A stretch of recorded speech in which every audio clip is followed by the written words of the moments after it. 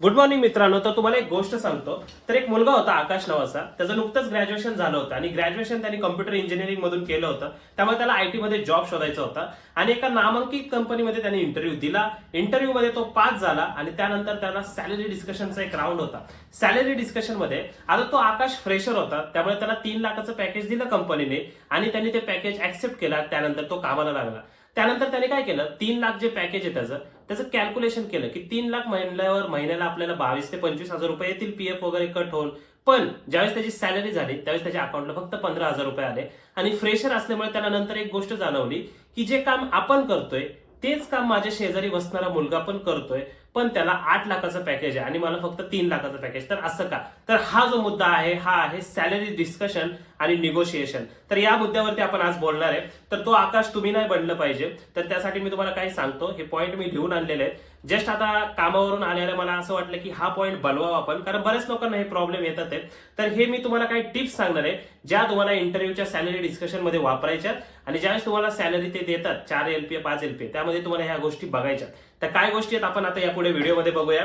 त्याआधी जर तुम्ही आता पहिल्यांदा व्हिडिओ बघत असाल तर आपल्या चॅनलवरती कॉर्पोरेट रिलेटेड म्हणजे रिझ्युमे, इंटरव्ह्यू कसं फेस करायचं, काय करायचं, कसं तुमच्या करिअरमध्ये तुम्ही ग्रो होऊ शकता त्याबद्दलचे व्हिडिओ अपलोड होतील आणि बऱ्याच सारे टिप्स मी तुम्हाला सांगेन की इंटरव्ह्यू कसा क्रॅक करायचा. तर त्यासाठी फॉलो करू शकता. नसेल आवडत तरी फॉलो करा, फक्त ऐकायसाठी. ठीक आहे. तर आता आपण वन बाय वन डिस्कस करूया. ठीक आहे. तर सगळ्यात पहिल्यांदा एखादा फ्रेशर ज्यावेळेस असतो तर हा पॉईंट मोस्ट प्रोबॅबली फ्रेशरसाठी नाहीये, एक्सपिरियन्स वाल्यांसाठी पण आहे. कसं होतं, एक्सपिरियन्स असू दे किंवा फ्रेशर, जर एखाद्याकडे जॉब नसेल किंवा एखादा नुकताच ग्रॅज्युएशन झालंय किंवा एखाद्याकडे म्हणजे त्याच्या रिझ्युमेमध्ये किंवा करिअरमध्ये गॅप आहे, असे लोक ज्यावेळेस इंटरव्ह्यू पास होतात, ज्यावेळेस सॅलरी डिस्कशन येते त्यावेळेस एचआर कडून किंवा जिथून सॅलरी तुम्हाला सांगितलं की तुम्हाला 3 लाख सॅलरी आहे, फ्रेशर काय करतो, 3 लाख आहे ना पर एनम, तर चला ऍक्सेप्ट करू. का? कारण आपल्याकडे एक्सपिरियन्स नाही. जर मी 3.5 बोललो तर ते रिजेक्ट करतील. पण मित्रांनो असं नसतं. तुम्ही जर 3.5-4 बोलला आणि तुम्ही सगळे राऊंड पास होऊन शेवट सॅलरी डिस्कशन होतं, पहिलं सॅलरी डिस्कशन होत नाही. त्यामुळे एक गोष्ट लक्षात ठेवा, सगळे राऊंड पास झाल्यानंतर सॅलरी डिस्कशनचा राऊंड जर होत असेल याचा अर्थ तुम्ही कॅपेबल आहे, त्यांना तुम्ही आवडलाय, तुम्हाला त्यांना घ्यायचंय कंपनीमध्ये. बट मुद्दा आहे तो सॅलरी. तिथं तुम्ही 4 लाख जरी बोलला तरी तुम्हाला त्यांना जेवढी द्यायची तेवढीच ते तुम्हाला देणार आहे. त्यामुळे तिथं असा विचार करू नका की जर मी 3 ते 3 देतात ते लगेच 3 घेऊन ग बसतो. नाही, तुम्ही 3.5-4 मागा, जेवढं कंपनीचं बजेट आहे ते.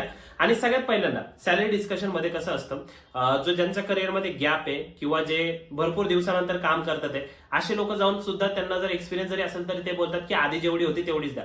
तसं करू नका. थोडीशी सॅलरी जास्त मागू शकता तुम्ही, 50,000 रुपये, 1 लाख रुपये, जेवढे तुम्हाला पाहिजे तेवढे. बाकी तर 20% हाईक, 30% हाईक वगैरे मागतात सगळे लोक. बट जर तुमच्या गॅप असेल किंवा काय असेल तरी पण तुम्ही हाय तेवढी मागू नका, थोडी जास्त मागा. कंपनीला प्रॉब्लेम असेल तर ते निगोशिएट करतील आणि नसेल तर तुम्हाला डायरेक्ट म्हणते की एवढी नाही देऊ शकत, तुम्हाला एवढीच देऊ शकतो, त्यावेळेस ऍक्सेप्ट करा ना. पण डायरेक्ट हे करू नका. ठीक आहे. एक कधी पण आहे ना, मी हे जे मुद्दे लिहून आणलेत त्या गोष्टी करायच्या. सगळ्यात पहिल्यांदा निगोशिएबल फ्रेशर कमी देणं. म्हणजे कसं असतं, फ्रेशर ज्यावेळेस जातो ना, तर फ्रेशर आता समजा मी फ्रेशर आहे, माझं ग्रॅज्युएशन झालंय, मला सॉफ्टवेअर डेव्हलपर म्हणून जर एखाद्या कंपनीत घेतलंय, ठीक आहे, माझं काम काय, सॉफ्टवेअर डेव्हलपर म्हणजे जे काय कोडिंग असतील ते बॅक टेस्टिंग करायचं असेल किंवा एखादं सॉफ्टवेअर बिल्ड करायचं असेल. माझ्या शेजारी सेम एक मुलगा बसलाय जो आधीच्या कंपनीमध्ये एक्सपिरियन्स घेऊन आलाय, तर तो पण सॉफ्टवेअर डेव्हलपर आहे, मी पण सॉफ्टवेअर डेव्हलपर. त्याला 8 लाखाचं पॅकेज आहे, मला 3 लाखाचं दिलंय. आता विचार करा, दोघं पण एकच काम करतात, जस्ट बिकॉज त्याला एक्सपिरियन्स आहे त्यामुळे त्याला 8चं दिलंय आणि मला 3चं दिलंय. तर अशा वेळेस आपण सॅलरी जास्त मागतो त्यावेळेस एक गोष्ट लक्षात ठेवा की ते आपल्याला ऑलरेडी स्वस्तात घेतात. 5 लाख स्वस्त, कारण त्याला 8 आणि आपल्याला 3 देतात. त्यामुळे तुम्हाला ते 4 देऊ शकतात आरामात जर तुम्ही 4 मागितले तर, कारण तो जेवढा कॅपेबल आहे तुम्ही पण तेवढे कॅपेबल आहे. आता कॅपेबल कशावरून ठरवलं तुम्ही, ते म्हणजे तुम्ही जे इंटरव्ह्यू क्लिअर केलं ना 3 राऊंड त्याच्यावरून. जर तुम्ही जर कॅपेबल नसता तर इथपर्यंत आला असता का? नसता. त्यामुळे सॅलरी तुम्ही जास्त मागू शकता फ्रेशर असेल तरी, कारण जो आधीचा मुलगा तिथं काम करतोय तो पण तेच काम करतोय जे तुम्हाला करायचंय. थोडाफार रोल वेगळा असेल, फ्रेशर साठी जर घेत असतील तर ठीक आहे, थोडी जास्त मागू शकता किंवा थोडी कमी मागू शकता किंवा तेवढीच मागू शकता. बट जो आधीचा मुलगा काम करतोय तेच काम जर तुमचं असेल तर त्या ठिकाणी तुम्ही त्याची सॅलरी 8 असेल तर तुम्ही त्याप्रमाणे मागू शकता. ठीक आहे. 8 पण नाही मागायची, लगेच 8 देणार नाही कारण त्याला एक्सपिरियन्स आहे त्यामुळे देतात आहे. बट काम सेम असेल तर इन्क्रीमेंट नंतर पण होते, बट सॅलरी डिस्कशन मध्येच हे मुद्दे डिस्कस करायचे. त्यानंतर दुसरा अजून एक ऍडव्हान्टेज तुम्हाला सांगतो. आता ज्यावेळेस तुम्ही फ्रेशर आहे, तुम्ही 3 लाख जर त्यांनी सांगितले, तुम्ही 4 का म्हणायचे? कारण असं पण त्यांना स्वस्तातच पडते. त्यांना एक गोष्ट माहित असते, एचआरला सांगितलेलं असतं की एवढ्या एवढ्या पैशामध्ये आम्हाला हा मुलगा पाहिजे. फॉर एक्झाम्पल त्याला जर बजेट दिलं असेल 5 लाखाचं, तर याच्यात तुम्हाला 3 लाखाचं ऑफर करणार.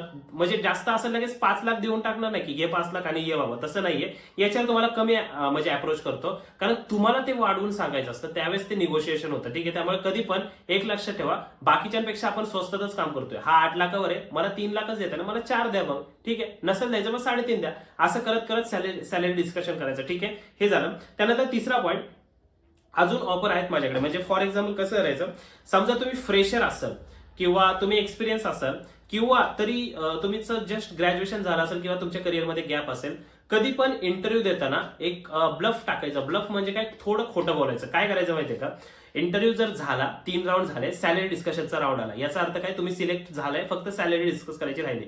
तो जर बोलला की तुमच्याकडे कुठले ऑफर आहेत का, सरळ म्हणायचं माझ्याकडे 1-2 ऑफर आहे, 1 किंवा 2. तो आलाय का बघायला कुठले ऑफर आहेत, काही घेणं देणं नाही, 1-2 ऑफर आहेत. जर तो बोलला की तुमच्या ऑफर किती, त्यांनी जर आपल्याला 3 लाखाचं पॅकेज दिलं, तो बोलला 3 लाखाचं, त्याला म्हणायचं माझ्याकडे ऑलरेडी ऑफर आहे 4 लाखाची, 3.5 लाखाची. बोलायला काय जातंय, त्याच्या पुढे जाऊन तो काय विचारणार नाही. जरी विचारलं की तुम्हाला 4 लाखाची ऑफर आहे, मग त्याचे डॉक्युमेंट काय, तर तुम्ही तिथं बोलू शकता की ते जे म्हणजे डॉक्युमेंट आहेत ते अलाउड नाहीयेत शेअर करणं. म्हणजे दुसऱ्या कंपनीचं ऑफर लेटर तुम्हाला शेअर करणं अलाउड नाहीये, कंपनीकडून मला हे अलाउड नाहीये. ठीक आहे, अशा गोष्टी तुम्ही बोलू शकता, म्हणजे तिथं मॅनिप्युलेट करू शकता. बट तुम्ही जर पहिलेच बोलला 3 लाख, ओके 3 लाख ठीक आहे, लगेच जॉईन करून घेतील. मग तुम्हाला आत गेल्यावर समजेल की मी 3 लाख हा तोच काम करतोय, माझ्यापेक्षा कमी काम करतोय, याला 8 लाख, असं होऊन देऊ नका. ऑलवेज सांगा की 1-2 माझ्याकडे ऑफर आहेत. ते काय करत नाहीत की ऑफर आहे जा घरी मग तिथंच जा, तसं काही करत नाही. कारण तुम्ही 3 राऊंड पास झालाय, त्यांना परत तुमच्यासारखा मुलगा भेटायला परत इंटरव्ह्यू घेऊन 3 राऊंड घ्यावे लागतात आणि त्यांना तेवढंच नॉलेज पाहिजे. त्यामुळे असं होत नाही. त्यामुळे या गोष्टी लक्षात ठेवा. अजून एक गोष्ट डिस्कस करायची, पॅकेज एक्सपेक्टेड सांगताना 3, अच्छा ओके, हा मुद्दा मला समजा. ज्यावेळेस ते तुम्हाला विचारतात की तुमच्या एक्सपेक्टेशन काय आहे, तर कधी पण राऊंड फिगर नाही सांगायची अजिबात. म्हणजे फॉर एक्झाम्पल जर मला 4 लाखाचं पॅकेज पाहिजे असेल, तर आपण असं बोलू शकत नाही की मला पॅकेज 4 लाखाचं पाहिजे. ठीक आहे, 4 लाख मला एक्सपेक्ट आहे, 4 LPA, तसं अजिबात बोलायचं नाही. नेहमी एक्सपेक्टेशन कसे सांगायचे, 4 ते 6. याचं काय होतं, 4 ते 6 किंवा 3 ते 5 असं सांगितल्यावर काय होतं, तुमची जी बेस व्हॅल्यू आहे 4 ती लॉक होते. म्हणजे त्यांना माहितीये 4च्या खाली तर हा मागणार नाही. 4 ते 6, लईत लई 6, कमीत कमी 4. पण जर तुम्ही ज्यावेळेस सांगता की मला 4 लाखच पाहिजे, तर 4 लाख सांगितल्यावर मग तो काय करू शकतो, 4चं 3.5 करू शकतो. आता असं पण 4 ते 6 सांगितल्यावर त्यांचं बजेटच नसेल तर 3.5च देणार आहेत. बट स्टील त्यांच्या डोक्यात पण एक अंडरस्टँडिंग जाते, त्यांचं बजेट जर 5 असेल तर 4 ते 6 सांगितलं आपण, त्यानंतर त्यांना असं वाटतं की अरे अच्छा ओके, हा कमीत कमी 4च घेऊ शकतो. ठीक आहे, त्यामुळे पॅकेज सांगताना असं सांगायचं नाही की मला 4 लाख पाहिजे, नाही, 4 ते 5, 3 ते 5, 4 ते 6 असं सांगायचं. आणि सॅलरी जर सांगत असाल, जर तुम्हाला 25 असेल आधी, तर पुढची सॅलरी सांगायची मला 35 ते 40 पर्यंत पाहिजे. असं जर तुम्ही म्हणलं की मला 35 एक्सपेक्टेड आहे, तर ते तुम्हाला 30च देतील किंवा 35च देतील. 35 ते 40 म्हणलं 35 लॉक होतं. ठीक आहे, त्यानंतर आता लास्टचा पॉईंट जो डिस्कस करायचा आपल्याला, फर्स्ट सांगता ते तर कधीच अच्छा ओके ठीक आहे. म्हणजे आता हे पॉईंट काय काय मी लिहून ठेवलेत, पण मला हे कळत नाही कारण मी गडबडी म्हणजे कामावर असताना टाईप करून ठेवलेले पॉईंट जे जे मला वाटतात म्हणजे जे आपण बोलायला पाहिजे ते. कारण जे फ्रेशर आहे त्यांना आपण मदत करायची, त्यांना जास्तीत जास्त जॉब ऑपॉर्च्युनिटी कशा क्रिएट होतील ते मी बघतोय. त्याचबरोबर आपला व्हॉट्सअपचा ग्रुप आहे, याच्या खाली लिंक दिले, तिथे जाऊन तुम्ही व्हॉट्सअपच्या ग्रुपमध्ये जॉईन करू शकता. तिथे भरपूर सारे ऑपॉर्च्युनिटी येतात, क्लिक करून तुम्ही अप्लाय करू शकता तिथं. ठीक आहे, तर आता ज्यावेळेस तुम्ही पहिली सॅलरी सांगताना, फॉर एक्झाम्पल त्यांनी जर 3 सांगितली, तुम्ही 4 सांगितली ना, ती कधीच नाही भेटत तुम्हाला, किंवा 5 सांगितली तर नाही भेटत. त्यामुळे पहिला जो राऊंड खेळता ना तुम्ही म्हणजे सॅलरी डिस्कशनचा, तर पहिल्या ह्या वेळेस कधी पण फेक सॅलरीज एक्सपेक्टेड सांगायची. म्हणजे समजा तुम्हाला एक्सपेक्टेड असेल 4 ना, त्यांना सांगा मला 4.5 एक्सपेक्टेड आहे. ठीक आहे, असं केल्यानंतरच थोडं थोडं थोडं थोडं थोडं थोडं म्हणजे तुम्हाला समजेल. आता हे पूर्ण व्हिडिओ तुम्ही परत एकदा बघा, काय काय पॉईंट मी डिस्कस केले. त्या पॉईंटमध्ये तुम्हाला असं वाटतं की तुम्हाला काही पॉईंट टाकायचे तर तुम्ही कॉमेंटमध्ये नक्की सांगू शकता. बाकी हे पॉईंट तर लक्षात ठेवा. या पॉईंटच्या व्यतिरिक्त दुसरे अजून काय पॉईंट असतील तर ते तुम्ही मला नक्की सांगू शकता. आणि बाकी या व्हिडिओमध्ये जर तुम्हाला काय वाटलं की हा पॉईंट मला समजला नाही, तर तुम्ही कॉमेंट नक्की करा. आणि अजून जर काय कशावरती व्हिडिओ आपल्याला बनवायचे त्यावरती पण तुम्ही कमेंट करा. जे काय लोकांचे प्रॉब्लेम असतील, फ्रेशरचे किंवा ग्रॅज्युएटचे किंवा गॅप असणाऱ्या लोकांचे, ते आपण नक्की सॉल्व्ह करू. भेटूया आपण पुढच्या व्हिडिओमध्ये. तोपर्यंत धन्यवाद.